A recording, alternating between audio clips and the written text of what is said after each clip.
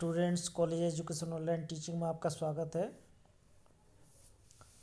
मैं शैवेंद्र कुमार व्यास, सहायक आचार्य लोक प्रशासन SVP राजकीय महाविद्यालय डूंगरपुर। और आज हमारा टॉपिक है राजनीतिक दलों की विशेषता। पिछली क्लास के अंतर्गत आपने राजनीतिक दल के संदर्भ में पढ़ा कि राजनीतिक दल क्या हैं। तो राजनीतिक दल कुछ व्यक्तियों का एक ऐसा निकाय, समुदाय या समूह है जो एक समान विचारधारा रखते हैं किसी विशेष मुद्दे पर, किसी विशेष सामूहिक समस्या पर, किसी विशेष प्रश्न पर, और वे एक राजनीतिक इकाई के रूप में कार्य करते हैं।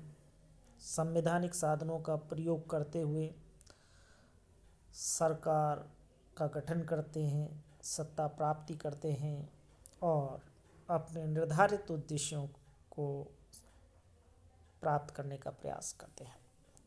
आज हम राजनीतिक दलों की विशेषता के बारे में अध्ययन करते हैं। तो सामान्यतः राजनीतिक दलों की विशेषताओं में पहली विशेषता है संगठन।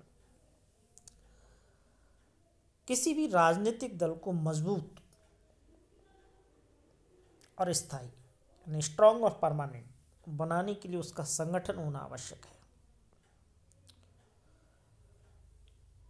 क्योंकि संगठन के बिना कोई भी दल, कोई भी सभा, कोई भी संस्था मौजूद नहीं रह सकती, उसमें स्थायित्व नहीं रह सकता।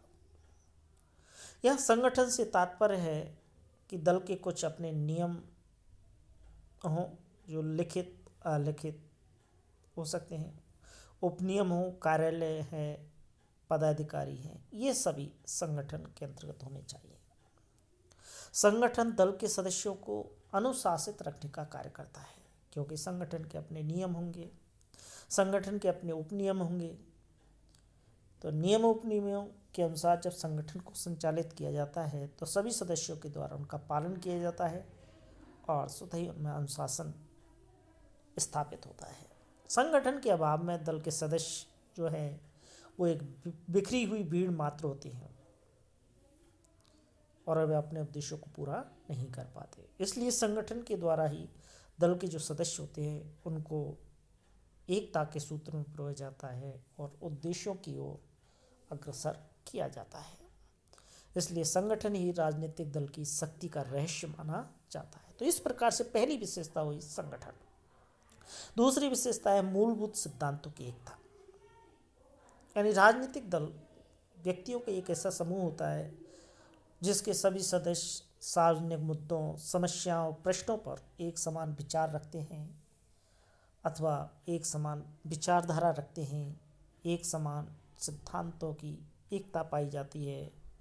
यद्यपि इन प्रश्नों की बारीकियों पर, इन सार्वजनिक मुद्दों पर, इन सार्वजनिक समस्याओं पर उनमें मतभेद हो सकता है, लेकिन वे सभी मौलिक सिद्धांतों पर एक मत पाए जाते हैं, एक मत का समर्थन करते हैं।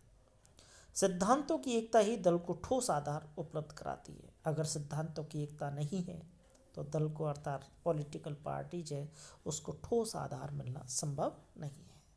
सिद्धांतों की एकता के अभाव में दल जो है उसकी जड़ें हिल जाती हैं और उसका विघटन हो जाता है और ऐसा दल जिसके सिद्धांतों में एकता का अभाव है वो बिखर जाता है।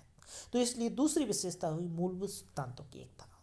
तीसरी विशेषता है संवैधानिक साधनों का प्रयोग। सभी राजनीतिक दल अपने लक्ष्यों की प्राप्ति के लिए सदैव संवैधानिक साधनों का प्रयोग करते हैं, और जो असंवैधानिक साधनों का प्रयोग करते हैं या ये कहिएगा कि हिंसात्मक साधनों का प्रयोग करते हैं, तो वो दल जो हैं वो राजनीतिक दल की श्रेणी में नहीं आते हैं।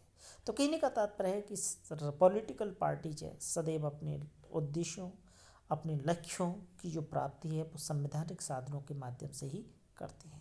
जैसे सत्ता हथियाना इनका लक्ष्य है, सत्ता प्राप्ति इनका लक्ष्य है, तो सत्ता प्राप्ति के लिए ये हिंसात्मक साधनों का प्रयोग नहीं करते, बल्कि संवैधानिक साधन, जैसे संवैधानिक साधन में चुनाव प्रक्रिया का फॉलो करना, चुनाव प्रक्रिया के तहत चुनाव जीतना और सत्ता प्राप्त करना। तो इस प्रकार से अपने उद्देश्यों की प्राप्ति के लिए सदैव संवैधानिक साधनों का प्रयोग करते हैं। और चौथी विशेषता है राष्ट्रीय हित की अभिवृद्धि, यानी राजनीतिक जो दल होते हैं ये राष्ट्रीय हित के लिए कार्य करते हैं, न कि किसी व्यक्ति, समुदाय यानी वर्ग, जाति, धर्म या संप्रदाय के लिए। तो राजनीतिक दल एक ऐसा समुदाय है जो उच्च आदर्शों से संचालित होता है, जिसके कार्यक्रम, जिसकी नीतियों का जो आधार है वो व्यापक होता है अर्थात देशव्यापी होता है। क्षेत्रीय सांप्रदायिक इनकी नीति और कार्यक्रमों का आधार नहीं होता है। राजनीतिक दल किसी विशेष जाति, धर्म या संप्रदाय के लिए कार्य नहीं करते, बल्कि राष्ट्रीय हित की वृद्धि के लिए कार्यरत रहते हैं।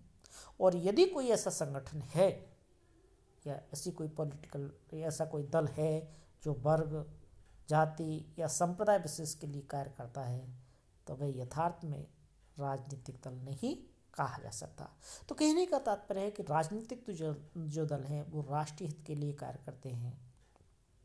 तो इस प्रकार से हमने देखा कि राजनीतिक दलों की विशेषता में पहला संगठन, दूसरा है मूलभूत सिद्धांतों में एकता, और तीसरी विशेषता थी संवैधानिक साधनों का प्रयोग, और चौथी विशेषता के रूप में देखा हमने राष्ट्रीय हित की अभिवृद्धि। Thank you.